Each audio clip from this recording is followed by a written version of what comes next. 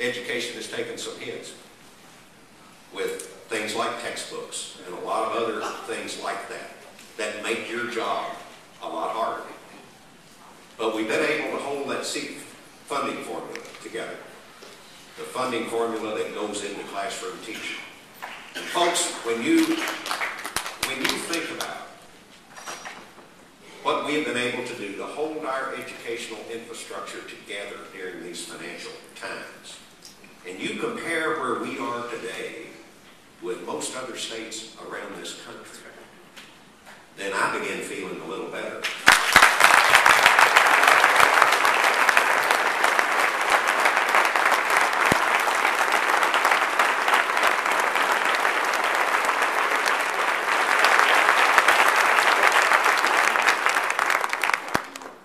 A few examples. New Jersey, several months ago, I think laid off 3,000 teachers. North Carolina cut about $400 million out of the K-12 education budget.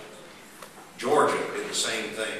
Colorado did the same thing. States all around the country have made those kinds of draconian cuts.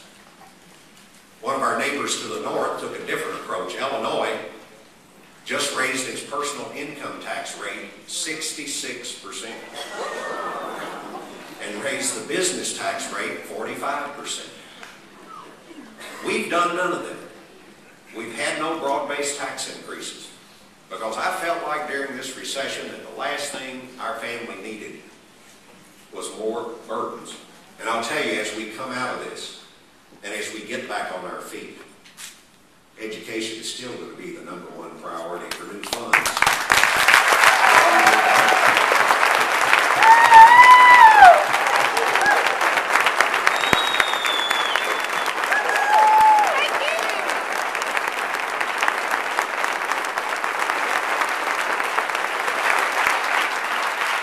Now, there are those in this state who don't share our values.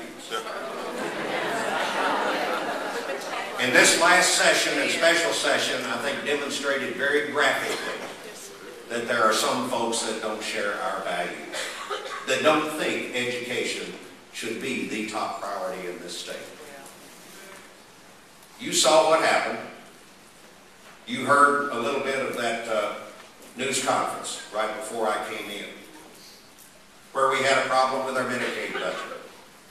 And I have a proposal to fix that with Medicaid money.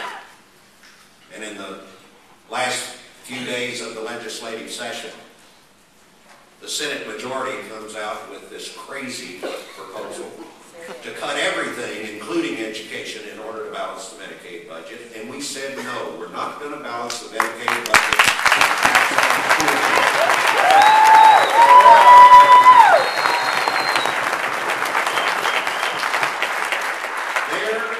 Their initial proposal would have cut $47.4 million from K through 12 in the coming fiscal year, including $38 million from the seat formula. What? That's not my values, and I know that's not your values.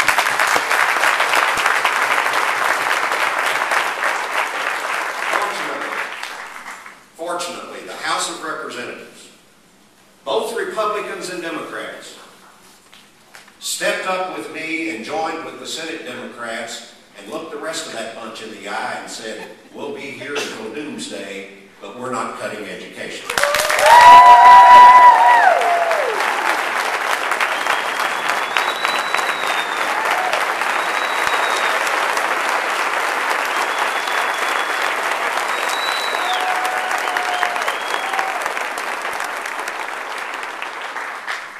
And sometimes you end up getting to make lemonade out of lemons. And that's what we did right at the end of the special session. I convinced the House to pass a bill and send it to my desk, a bill that they didn't want and I didn't want. But they did that because they took my word that if they would do that, that I'd make sure that a 140-page bill ended up about a 3-page bill.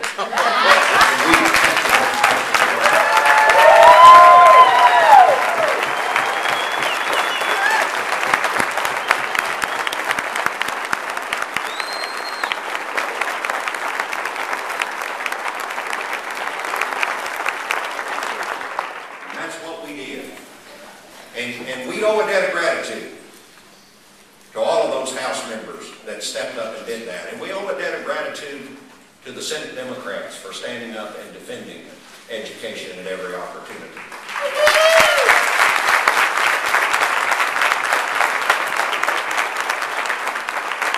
Folks, we've got a great future ahead of us. We've got a great future ahead of us. And you are an essential part of that future. We are coming out of this. We're going to continue to move forward, and we're going to continue working together. And I must tell you right here and now, I have never had a better working relationship in my political life, and it's been a long one, than I have had with your leadership.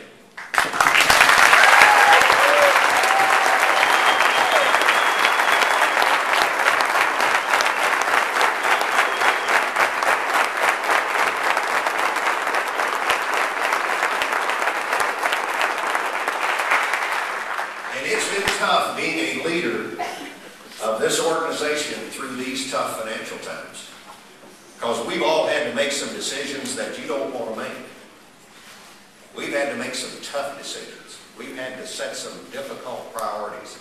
But I want you to know that every step of the way, that Sharon Oxendine, that Marianne Blankenship, John Warren, all of your folks in leadership were at that table with us, and we together we're figuring out the best way to preserve this education infrastructure. Let's give them another hand.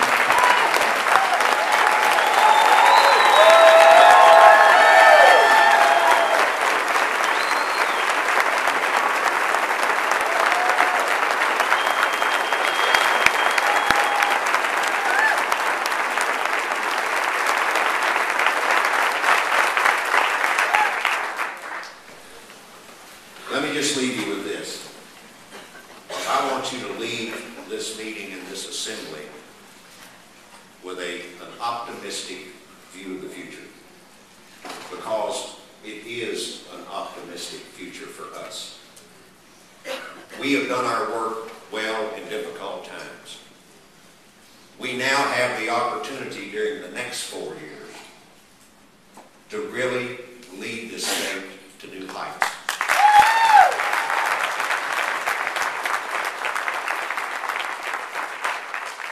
You are going to be sitting in the engine with me as we drive that train into the